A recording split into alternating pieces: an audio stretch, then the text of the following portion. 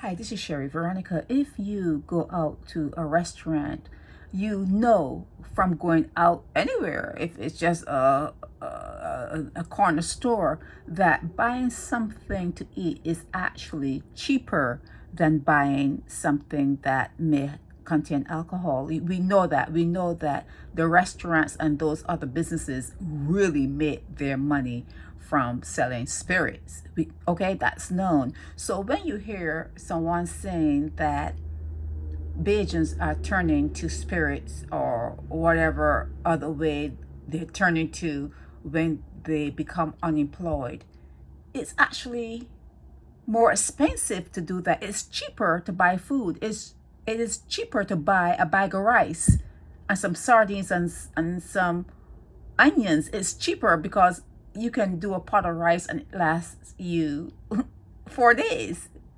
Just it's cheaper to eat food than to go the other route. So what you hear without her saying it, what you hear without people actually saying it, is when people take that more expensive route, you have to ask, how are they paying for it?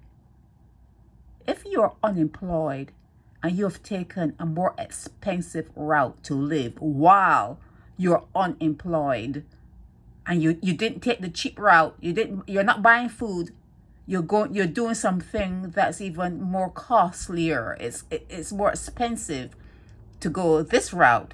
So how are you paying for the product? And I think that's what they need to discuss.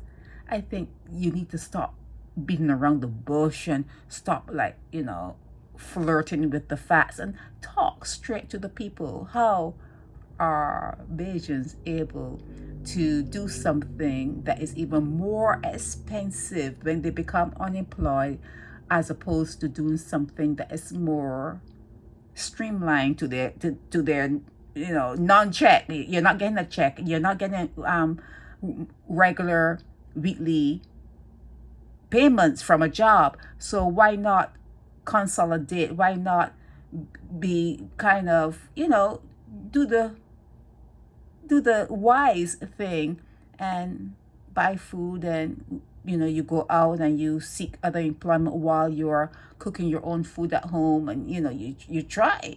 It's austere, yes. It's very austere to just sit home and eat your food, but if you're unemployed, that's what you do.